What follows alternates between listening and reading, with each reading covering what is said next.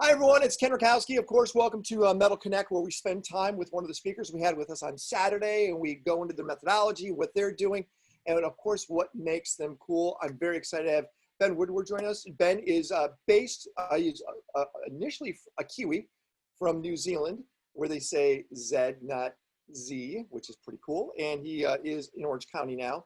And we are gonna just kind of talk about the fundamentals of life. And this is a big thing that he's put a lot of time into, looking at the yin and yang, why the pain is important to appreciate the greatness you have in your life. So, hey, Ben, it's great to have you with us. Yeah, thank you so much for having me back. Absolute pleasure. I love this group. Welcome to the community. And so let's start real quick. When I say you're a Kiwi, I know that's what you are, but being a Kiwi, being someone from New Zealand, does a Kiwi live life differently than someone here in the States? I guess it depends where in the States you're from. I find the cultural experience that I had growing up in New Zealand, surrounded by beaches and a small population, which I didn't realize was a small population at the time because I had no point of reference, does create a bit more of a laid-back, lifestyle-focused, easygoing way of living. And for me, that fits great. I live in Orange County, close to the beaches, and I love that access to the beach and the chill factor that comes with that. Well, in every major country, there's always their indigenous. We have, of course, the Native American Indians. In New Zealand, you have the Maori.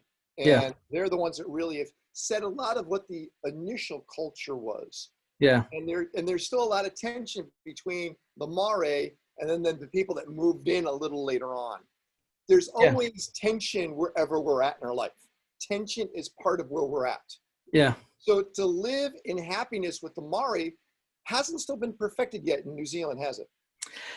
It hasn't. You know, there's a public holiday on the 6th of February every year called Waitangi Day. And that's the celebration of the signing of the Treaty of Waitangi, which was when the English annexed New Zealand.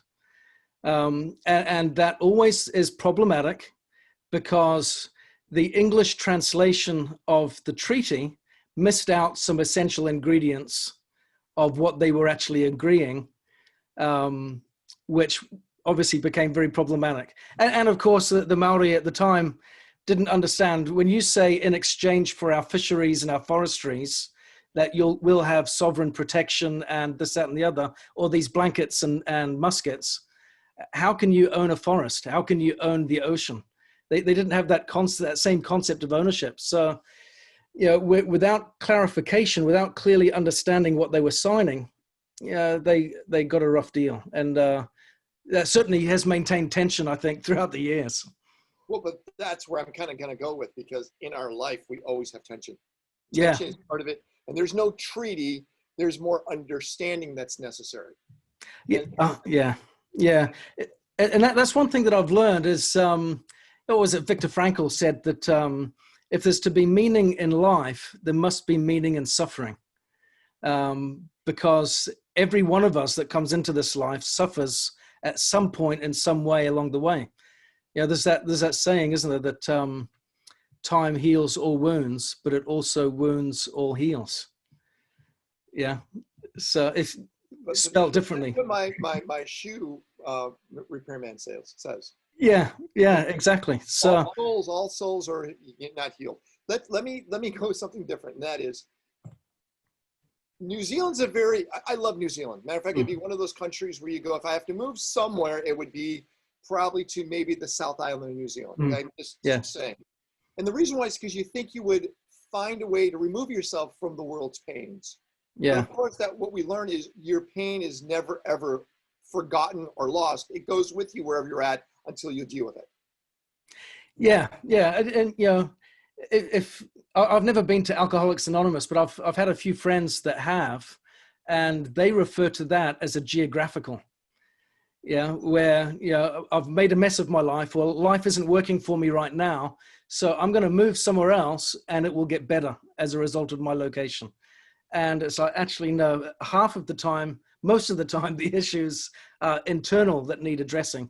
Even if it's an external influence that has triggered the problem.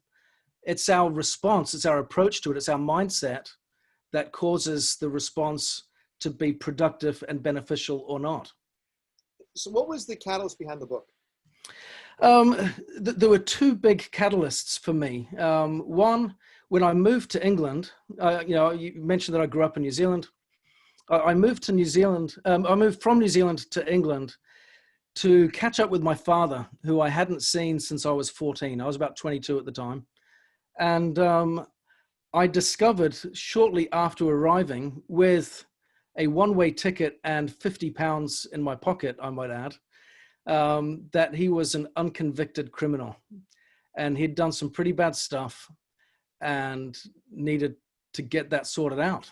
And life necessitated for me to confront that and facilitate the investigation, arrest, and incarceration of my own dad.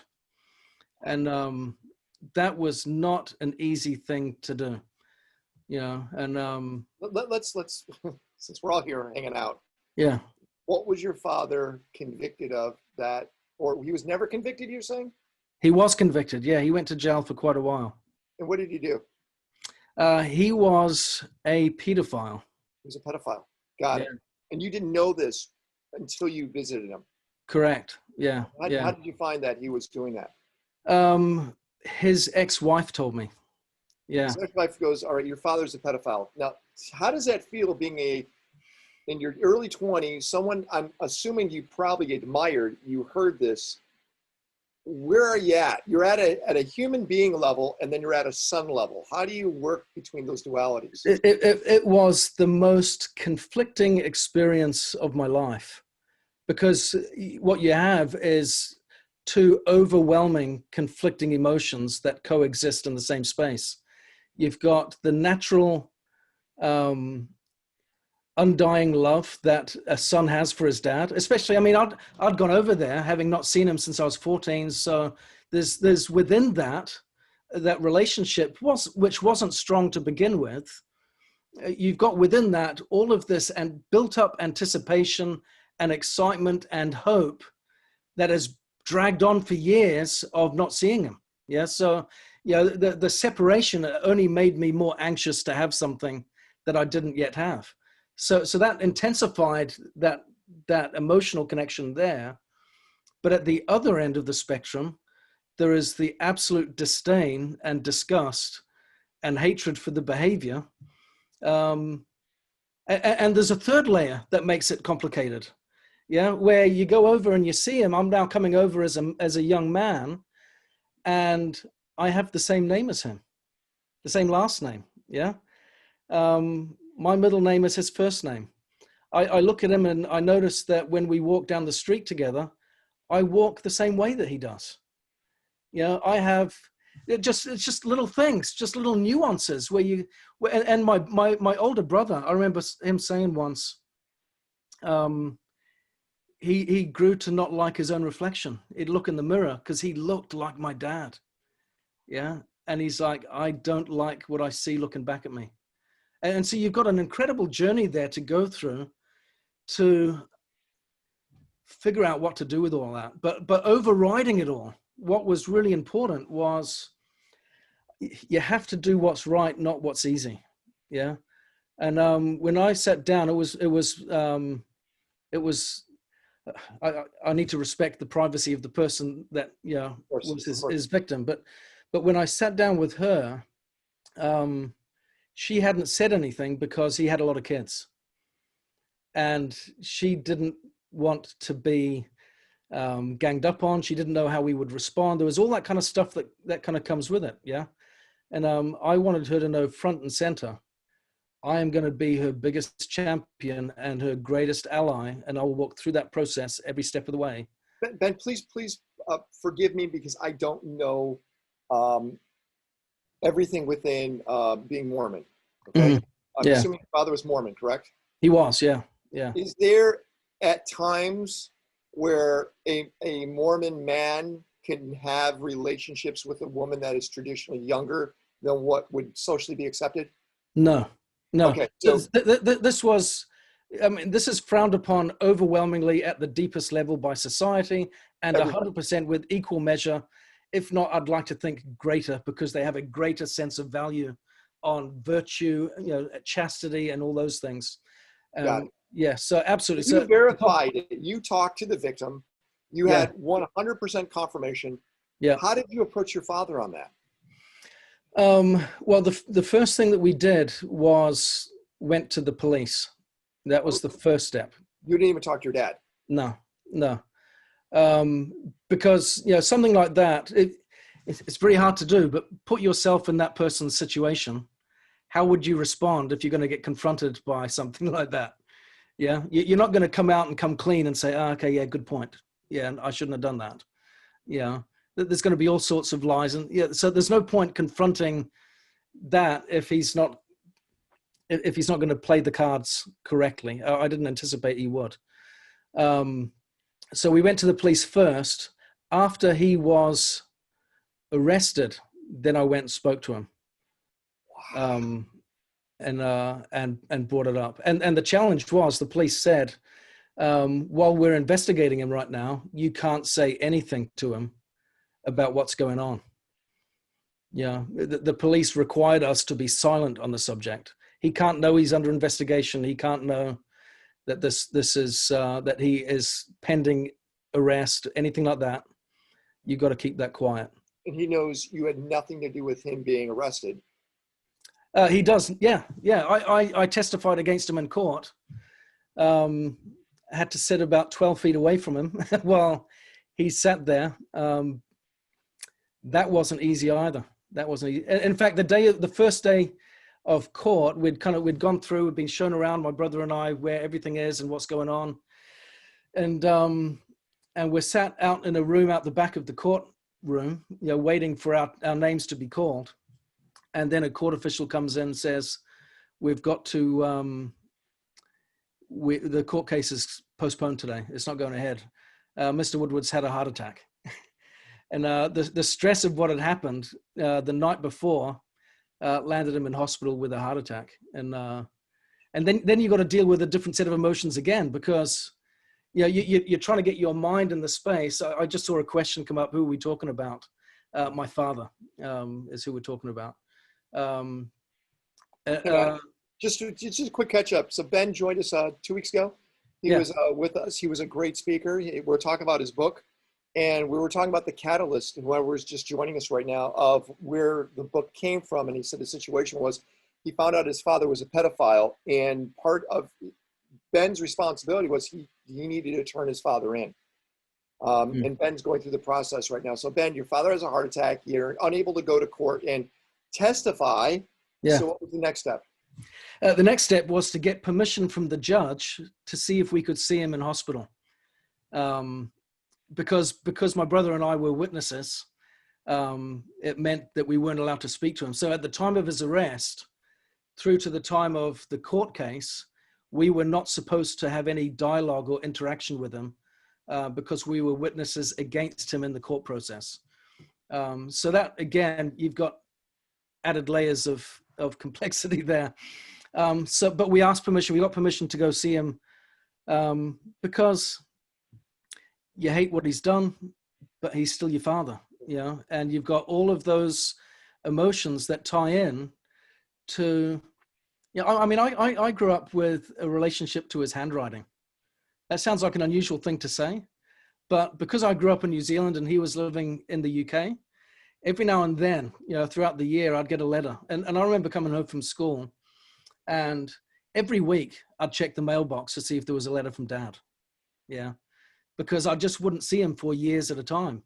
And every now and then when that letter comes through, it was just, I'd read those letters like 20 times over, and I'd keep every single one of them.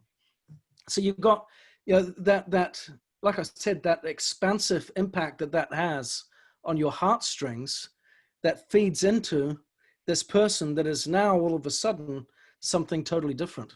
What happened to your father? What happened? Convicted? Yeah, he got convicted and he went to jail. So he wasn't around when I got married.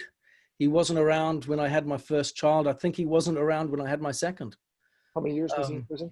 He got a 7.5 year sentence, and he ended up serving, I think it was 4.5 years. You ever talk to him? Yeah. We went through an interesting journey. That's one of the questions I can see has come up. What's the relationship like now? But one of the things that was really important for me, and what's interesting to kind of highlight here is the principles or virtues that I talk about in my book. I don't always relate them directly to some of these experiences, but they are by nature autobiographical, because it's through these experiences that I've had to learn.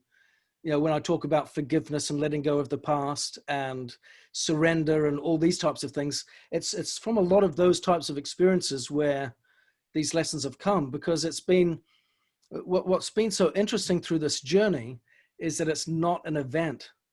Yeah. So you don't go from an experience like that and go, you really need to forgive them. Okay. Yes, you do. But you don't do that in a moment. That's a process. And then you've got to figure out, well, what is the process?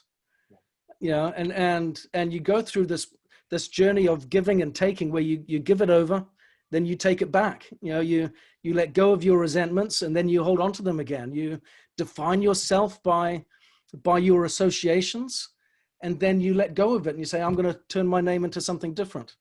Makes sense. Hey, Danny, have you been able to crack the book open? Did you start reading it, or are you just proving that you have it? No. I've started reading it. And so far, what do you got going?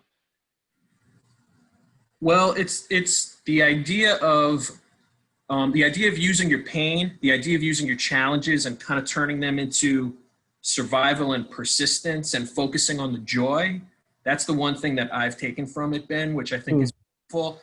I mean, I go through relationships, for example, where there's pain every day, but there's also joy. And so what I'm taking from that book, and I'm so grateful for this, is the focus on the joy to move forward, as opposed to harping on the pain. So I express my gratitude for that. I'm excited to read the rest of it. Oh, thank you. There's another point that kind of came from this as well, because I mentioned there were two big events. I don't want to segue too early onto the next. You own this. This is your time, so let's keep going. Okay. But what I found in this process was, it's when you reach a point. One of the last virtue that I talk about in the book is surrender, which isn't about giving up. It's about letting go of the illusions that we hold on to in our lives, and relinquishing that ego-driven sense, need for control, to let go of some of the false beliefs that we have about ourselves, about our circumstances, and maybe about our futures. And that is a hard part of the process, in order to get back to that earlier question, to get to a place where you can have an appropriate relationship. My relationship with my dad, I would say now, is appropriate. Not everyone in my family has an appropriate relationship, meaning some people have tried to sweep everything under the carpet, pretend it doesn't exist, pretend he's been the best dad in the world, right? And maybe that's their coping mechanism. They've got their own journey to go on, and that's for them to figure out and identify with. But for me, I've been able to recognize, this is what it is. I've got to be a realist with the choices that he's made, the impact that it's had on his own life, because he came out of prison and he kind of became a hermit, which I can totally understand. He didn't go out there and make a ton of friends. He went, found a place, out there in the countryside, lived by himself with his mum for a while till she passed away. And, and now he's in a care home with dementia and is having a different experience with life. So that's interesting. But there was another point, another scenario that I wanted to raise, that I referenced early on in the book, that kind of led to this. And that is, I got diagnosed a number of years back with bipolar disorder, and there's a host of different factors around. They say there's biology behind that, there's early life trauma. You know, I had plenty of that stuff going on in my earlier life. There's environmental factors. There's all sorts of different factors that can play into that. So for whatever reason, I think I had the perfect storm, and lo and behold, that's my good fortune to deal with and work with. And what I found was, pre-diagnosis for that, I spent a lot of time reading a ton of books, trying to figure out what was going on inside my head. Yeah. A lot of self-help books. And interestingly, I found that my search for understanding and for control actually fueled success in my career. Yeah. And it also helped me in my relationships with others, because I experienced such extremes of emotion, particularly at the depressive end, where things get really dark and ominous. When you sit in a space like that for so long, that really does get unnaturally, unhealthily dark. That develops within you a greater sense of empathy, compassion, understanding, patience, tolerance with others. But what had happened was this: I've always had a front-facing career, meaning I've always been a sales director, a managing director. I was a global president of a $100 million company, and the industry that I'm in has had me on stages in front of audiences going into the thousands. Yeah. So here I am traveling the world, speaking in front of big audiences, and they see me as this profile of a person. But behind the scenes, I was really struggling with some private demons. They helped me. And sometimes it was funny. My wife would sometimes sit in the audience and she'd say, "My goodness, Ben, that was a great speech that you gave. If only you would listen to yourself." Yeah. I think wives are supposed to say that. Yeah. And I would say, well, I was kind of speaking to me. Yeah.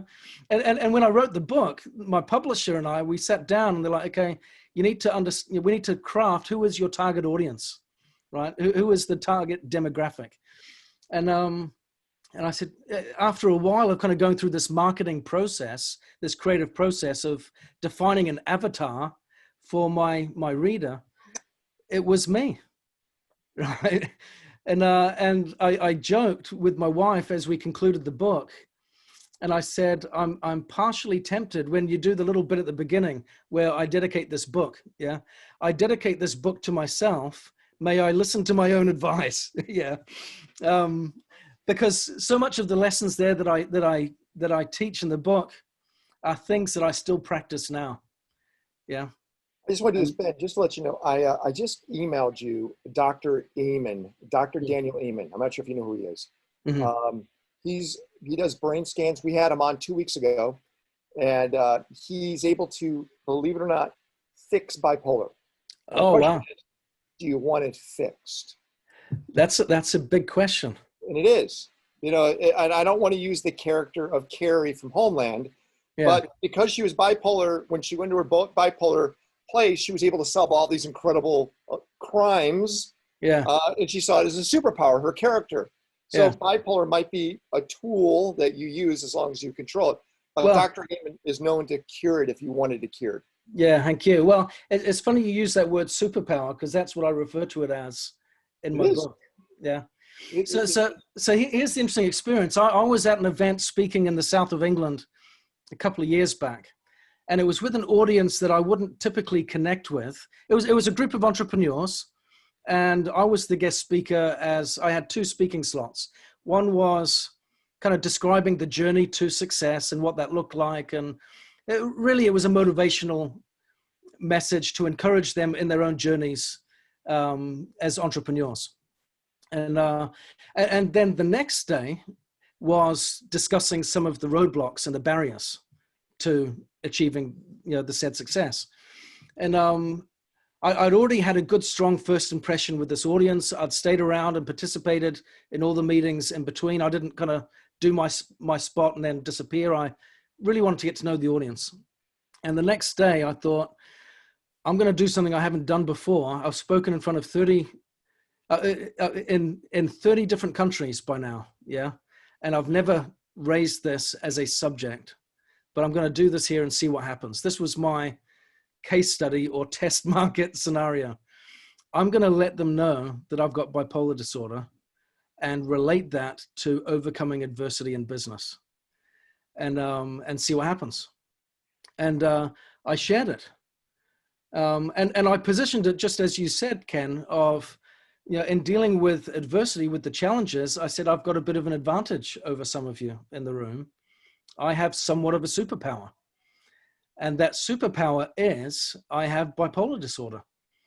You know, it's taken my pendulum swing of emotions and it's stretched them and taken them to places that most people won't experience. And as a consequence, there is learning to be had there that has been very instructive for me as I've tried to understand it and manage it and respond. And then I went through the journey and shared some of the lessons. And the engagement and response from that audience has been profound. I'm still connected 2 years later on Facebook with them. Almost everyone reached out and connected, wanted to be, you know, involved in some way and keep the communication conversation going. And I came away from that going, I did not expect to have such a huge impact emotionally and cognitively with that audience. I wanted it to be a good response, but it resonated at a profound level because in reality, everyone's dealing with something. Yeah, but Ben, our challenges are what makes us stronger. Yeah. Our challenges are the things that make us incredible. Dejer, who's in here right now, he's got the cool hat on in his house, by the way. I love the hat, Dejer. Dejer, how many times have you crashed? Crashed physically? Crashed in any kind of vehicle? I'll say I have no original skin. I've had 30 major bicycle crashes. I used to race on a Peugeot team. Wow. So that's where I did the most of my but those crashes made you stronger and better moving forward. So much, by the way, Dejer makes flying motorcycles. And that's awesome. The last thing you want to crash in. I don't crash them often. There are some scrapes on them. I'm going to just say, I appreciate what you're saying, Ken. I think what it does, you certainly will expand your willingness of what you can do based on your trials. The thing that, and I put a question up, which was sincere, about what is the impact or value of putting someone in jail for 4 years. There's no discussion as to when your father came out, what changed in him, if anything, what changed for you, if it was a benefit to know that, like, at least you could feel like, well, everyone knows the story. It's like the end of a Spielberg movie where everyone suddenly walks out and there's Sasquatch. Yeah. And it's suddenly like, up until then, only you and I thought it was Sasquatch and no one else knew. Yeah. You know, but now everyone knows it's Sasquatch, so we have a Hollywood ending, right? So maybe that gave you a certain Hollywood ending. But the challenge I'm having with all of this discussion is that you will never know what you would have achieved without this challenge, because we are not we're not a trial study. We are our singular, our event. Everything we have has an opportunity cost. So we don't know what you would have done alternately if your father had nurtured you and given you this and that and said, hey, you know, Dad's super successful. He's not in jail and he just started Amazon. Son, can you be vice president? Maybe then you would be successful. You don't know. But and then the other challenge I have is, and the best way I can see it is like if you're in a looking at a Monet or whatever, these guys there were happy times when they were painting and it took months and months and months. And I'll shut up soon. But the problem is that you look like, that's just kind of like happy. No comedy has ever won Best Picture. But the minute you do something really sad, then people are like, oh, that's deep. Well, the challenge I have is, well, is that the audience that's fucked up? Or are you fucked up? And so the challenge I have here is that when you say, well, if for me to achieve success, now success is not going to be defined necessarily by what you do until you frame it and saying, well, you know, being bipolar is a great thing, and I'm not saying it's not. I'm saying it's my superpower, but you don't know what it is without it. And you don't know what the success is of living with it and having a dad that you don't get to visit. And so I'm going to shut up there and appreciate, thank you, Ken, for bringing me into it, because I think it's an amazing discussion And I think it's, Yeah. there are no We're going to talk about the 7 virtues too. I do want to touch upon that. But you want to answer that, Ben? Go for it. Yeah. I think you ask some really, really good questions. I think from the context of starting with one of your last points, meaning doesn't just come from suffering. Yeah. It can also come from other places. So it's important to emphasize that and make sure that we don't tip the scales too heavily in one place. Yeah. Because I have also found great meaning through service. Yeah. And through positive engagement in serving others and getting outside of myself in a positive way, loving others, serving others, giving to others, that great meaning can be found in that place as well. So I think, yes, we can find meaning in suffering, and hopefully we do, because otherwise it, I think, is, in my personal experience, harder to manage or understand if we don't find the meaning. But we can also find meaning through service and through being outside of ourselves in a positive way, impacting other people. So to your question that you wrote in the chat, what was the real benefit, if any, of him being in prison for 4 years, one for him and for myself? I think I want to step back for a second and go, before we ask that question, we've got to ask another question. And that is, should he have gone? Yeah, that's the first critical question. The benefit depends on a number of factors: his response to that situation and the response of his victims to that situation. Yeah. So first of all, was it right for him to go to prison? I believe he had a fair trial and absolutely he should go. Yeah, I think that's the right thing. My objective, by the way, wasn't simply to be punitive. It wasn't led out of hatred and some type of vengeful response. I strived my best to get into a place myself where I could be loving enough to do it so that he could have an opportunity to course correct his life and make amends. That to me was important. And at the same time, I also wanted his victim to know that she could experience some type of support and infrastructure around her that could liberate her from being a victim and move on with her life. That was important too.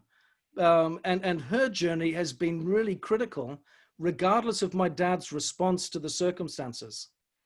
Her journey and her reaction has been really critical in that whole process as well. So yeah. Let's do this. Let's talk about those 7 virtues. Yeah. Can we go through each one of them? Sure. Why don't you start? Okay, sure. So the first one that I talk about is having a disciplined heart. I think that's a critical place to start, because what we achieve in life really stems from the desires that we have. Someone once said to me, "Tell me what you think about when you don't have to think, and I'll tell you what kind of person you are." You can agree or disagree on that, but I think that's a sobering concept, that when we've got free time, where does our mind go? And if we want to get the best things out of life, the best things always require sacrifice and discomfort. Yeah. It requires sweat, doesn't it? And perseverance and all those other great qualities that force us out of our comfort zone. But the problem for most people, I think, even though we understand it, is you've got to want the consequences of what you want. Otherwise, you're not going to move forward. Well, you got to want the consequences Of what you want. It's not just about wanting something. Explain that. So let's say I want to be a published author.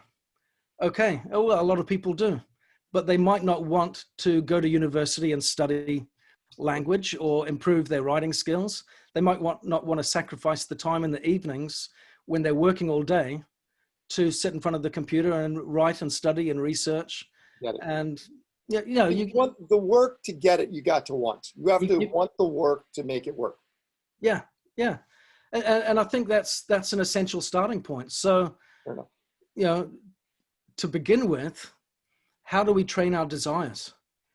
You know, what happens? I wanted to take it from a perspective of, okay, well, having the desire to do right or the desire to achieve a certain goal is good. We often talk about that, but what happens if I don't have that desire? What if I want it, but I don't want it enough? That's the problem for a lot of people, isn't it? Is what if I Well, don't? I would say that's a big problem with our youngest generation right now. Yeah. They don't realize what it takes to get what you want. Yeah, it always requires more than you think.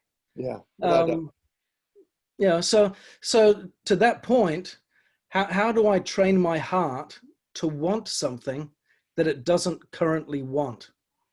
Yeah, that's a big task. People too. Yeah. Number two is moving on from there, educating our mind. Recognizing the role of education, I think, is powerful, not just in a formal education sense, but in all the informal opportunities for education that come.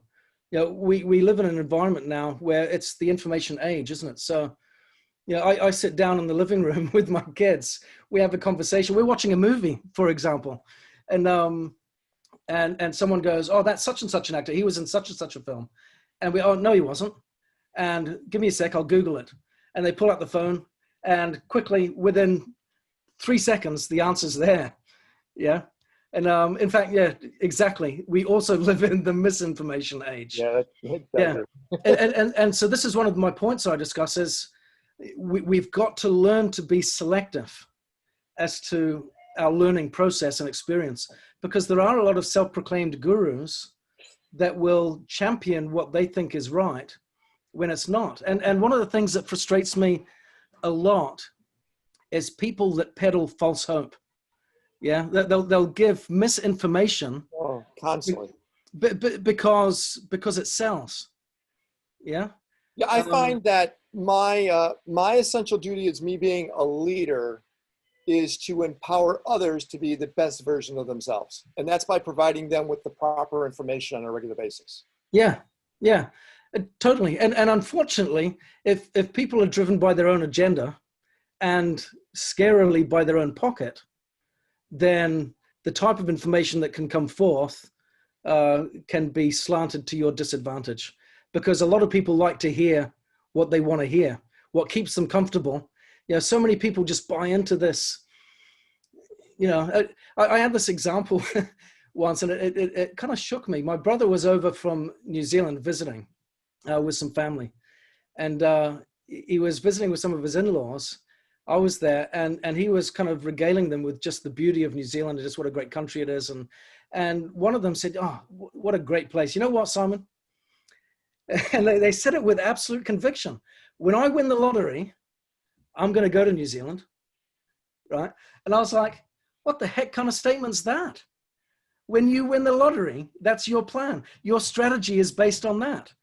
And there are too many people that will buy into quick, get rich quick formulas, or all you need to do is follow these 7 simple steps, or these, just pay me this amount of money and I'll guarantee you this result and that.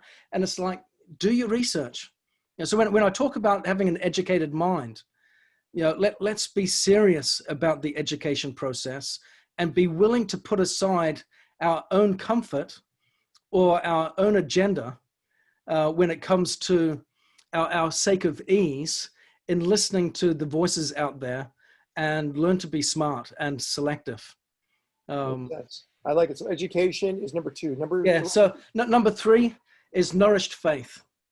And I like that follows number 2, because we're always going to get to a point where knowledge isn't enough. Yeah, where we don't know everything, where we aren't in control of everything, where we realize maybe that there are certain circumstances or events that we don't have that control over, that we would like. And what do we do next? And that's where we need to learn to step into the dark, but to do it with faith and courage and optimism, but with some wisdom as well. And And that, again, I've kind of taken from my experience there with, what do you do if your faith is weak, where it's lacking? How do you get going? How do you start in that process?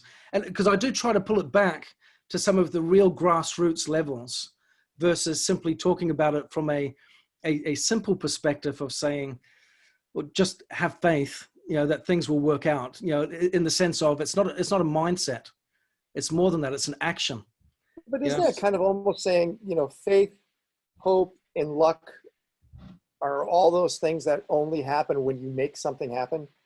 Because otherwise, if you're sitting here going, I have faith that it's going to happen, but you're not making it happen, it's not going to happen. To even win the lottery, you still have to buy a ticket. Exactly. You have to have an action. Yeah. So the starting point is, if my faith isn't strong enough, but I need it to get to a greater place, what's the starting point? And for me, it's wanting to believe. If I don't yet believe in a particular outcome, then I've got to want to believe. And that certainly applies as entrepreneurs. Yeah. You can discipline your heart. You can be willing to pay the price. You can get yourself out there where you're willing to make the sacrifice. You get yourself educated. You surround yourself with smart people. You're willing to step out into the unknown, but you don't know what that unknown looks like. So what next? Then I've got to want to believe that it's going to pay off. That's interesting. And I'm going to pick on Matt. Matt, I'm not picking on you just because you're the tallest guy here. But I bet you, Matt, I know you're doing the stuff on the CBD side, but you felt lost for a while because your fashion brand didn't work out, right? You were kind of wandering in that desert of ideas, but how to implement, right? Yeah, Ben, you're hitting home on a lot of topics, dude. So thanks for sharing a lot of this.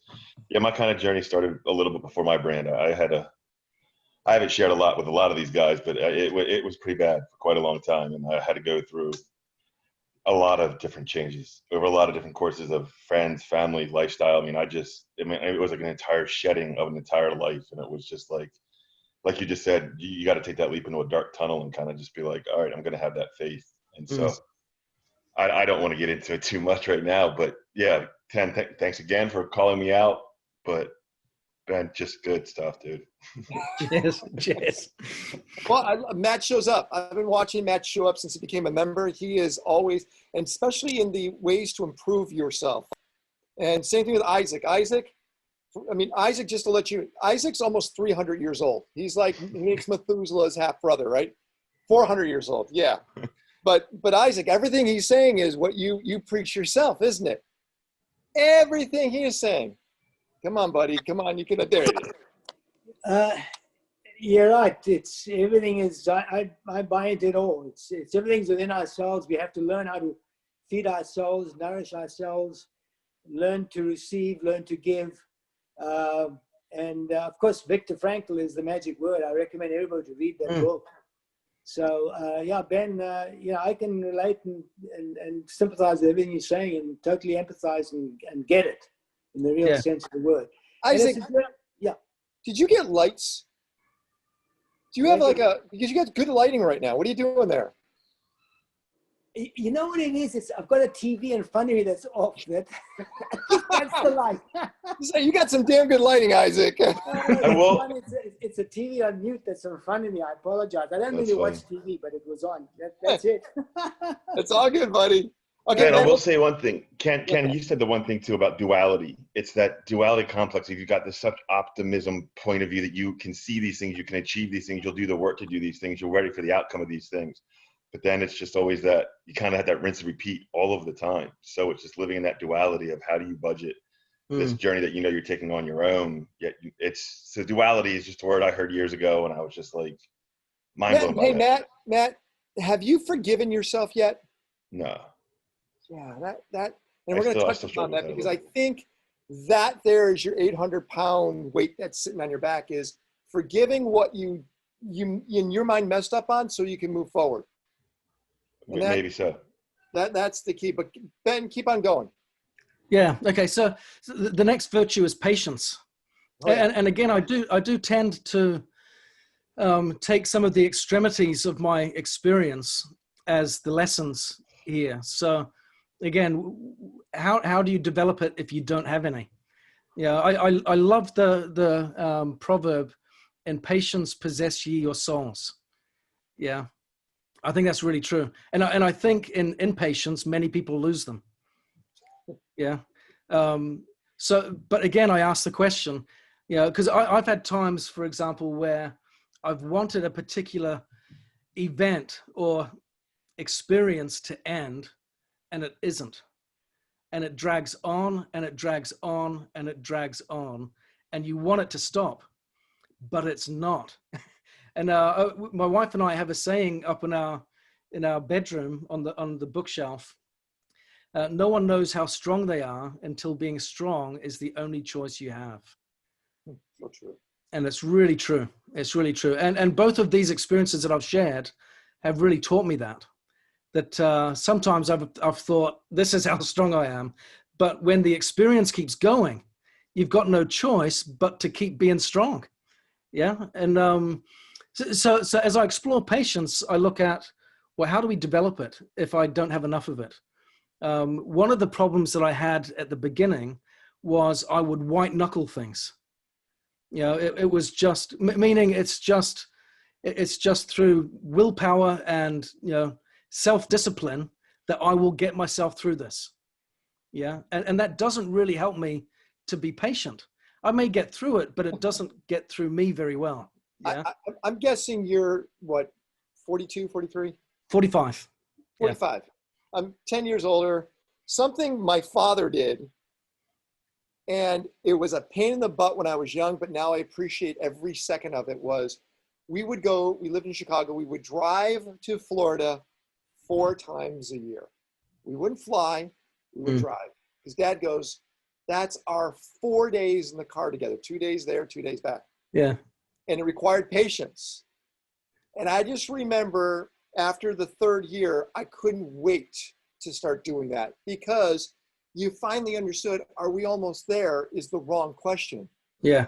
You know, it was, what else can we do now and appreciate this time? And I think us being patient, that's why Mark Zuckerberg is so successful, because he knew his 10-year plan took patience. Or Mark Benioff. Well, it's funny.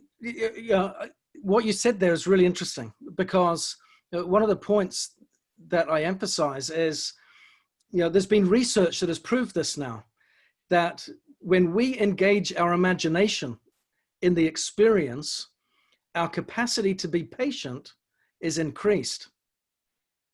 Yeah. So if we can engage our imagination in that process of what we're going through and develop in our mind's eye a vision of what the outcome may look like, what we're working towards, what it may be, and have a feeling for that and engage our senses around that, then our ability to be patient expands.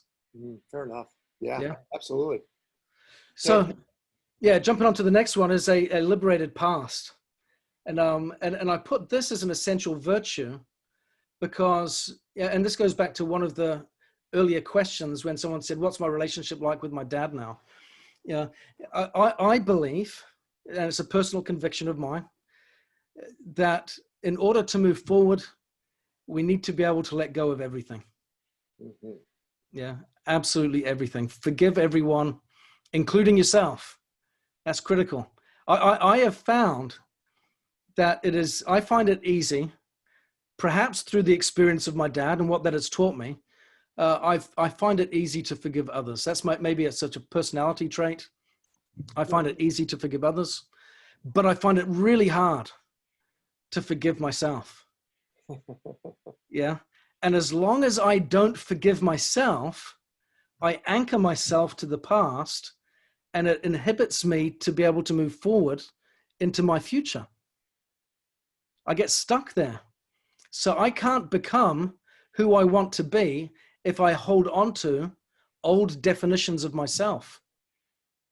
So part of that patience, in engaging my imagination in the patience process, has to involve how we define ourselves and what we're capable of and who we can become.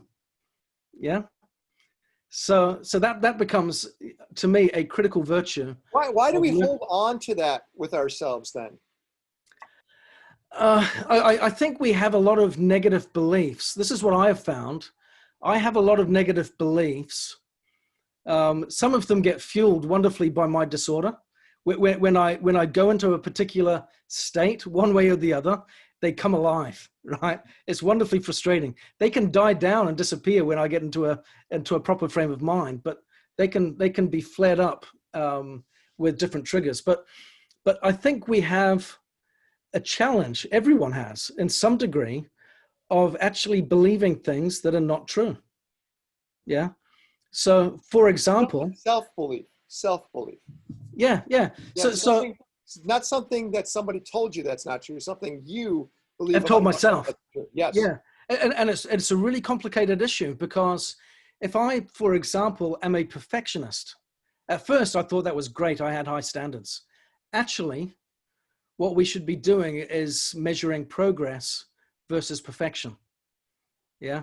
And for a long time, I would not forgive myself because I would only measure perfection, until I learned to not be such a perfectionist. And again, I still practice. I can start to learn to measure progress, then I can let go and I can liberate myself from the past. I love what Isaac just wrote. Did you see Isaac's last line? Last poem in my book. It says, sorry, carrying a grudge is exactly 100%. Yeah.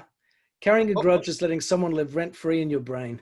Yeah. So I think we're on virtue 6 right now, right? Yeah. So moving on from that, when we can let go of our incorrect beliefs about ourselves, when we can forgive others, the harm and hurt that they've caused us, and we can free ourselves from all of that, then we're tasked with moving now towards the future. And that requires us to work hard. So diligent work is virtue number 6. You know, I always stress, again, going back to my frustration with these self-proclaimed gurus that advocate, that kind of peddle false hopes, you know, for people to be happy and buy their wares. A lot of the time, they try to remove this critical virtue, that if you want to do well, you got to work hard. And here's a sobering fact. You know, even if you're 1 in a million, you know, with the number of people in the world that there are, over 7 billion, right? Even if you're 1 in a million, like your mum would tell you when you're a kid, that means there's still 1,000 other people out there just like you, right? So what's going to differentiate you? If you're 1 in a million and there's 1,000 other people on the planet that are just like you, then I think a key differentiator is our willingness to work hard. Mm-hmm. Mm-hmm. You know, and I think that's got to be something. And the good thing about that is we're all in control of that. Yeah. So and then that brings me on to the last virtue, which is surrender. You know, our willingness to surrender our illusions, again, around ourselves, our circumstances, our future, let go of the ego and recognize that we're not in control of everything. So and don't try to be. Since you're talking to control freaks here, we Mm. all want to control our destiny. How do you let go and still stay? And I don't want to use the word control, but how do you let go to stay in power, maybe? Or well, it's understanding, first of all, what are we letting go of? We're not letting go of all control in our lives, where we allow it to wreak havoc in our lives or just go wherever it is. We're letting go of illusions. We're letting go of perhaps the desire to control everything so that we are willing to control the things we have control over. There is a difference. So if we can differentiate and go, what can I let go of? You know, what do I really have control of? Focus on that. What do I not have control of? And then be willing to let go of that. Then we can get some change. I love what Harak just said, be in command, not control. Yeah, I like that. Good one. And same with Daniel. He just mentioned Transcendental Meditation helps me to let go. I am a huge advocate and champion for that too. I find that a great help in managing our desire for control. So Ben, you have 7 kids, and you said you have another one on the way, and you probably have another one.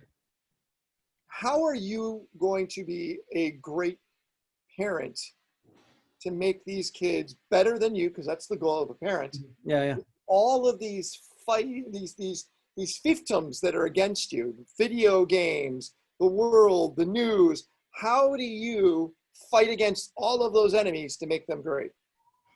I by prioritizing them in my life, yeah, and by taking it a step at a time. Yeah, if I try to take it all at once, then I experience overwhelm. You know, Gotcha. there are a lot of competing factors that will jump at you for attention, for control, and it's interesting. Just, you know, I use that word priorities. The word priorities is actually incorrect. There's no such thing as priorities. The word priority means the first or prior thing. Yeah. So the word priorities only came into our language a couple hundred years ago, and it did so incorrectly. You can't go 1, 1, 1, 2, 3, 4, 5, 6. Yeah. So what is the number one priority? The number one priority for me is my family. And they need to feel that on a daily basis. And that doesn't necessarily mean that I quit my job and just gravitate around them with all my time, but how I spend my time and how I prioritize other things certainly helps to make that count. Last thing real quick, Ben. So I went to seminary for 2 years. I'm a recovering Catholic, but being Catholic, guilt is part of our religion. The Jews may have come up with it, but damn, did we perfect it. And I'm wondering, it holds us back as entrepreneurs too. Guilt. Yeah. How do we get rid of guilt so we can move forward?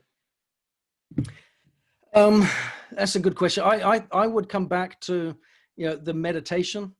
Yeah, I need to practice on a daily basis, being mindful of what I should let go of and what I shouldn't.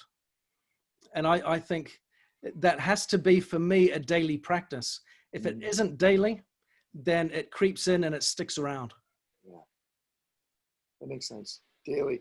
And just something that Sandy taught me, by the way, is create a rule set. And that is, I'm only allowed to feel guilt, and it's an extreme thing. And it literally is, if I'm on a plane and the plane is going down and I grab the last parachute and jump out and I didn't give it to somebody else, I'm allowed to feel guilty if that situation happens. Otherwise, there's nothing else I'm able to feel guilty on.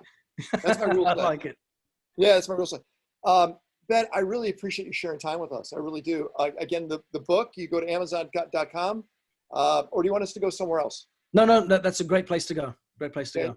And what else you got? A couple more books out of you? You ready to pop out a few more?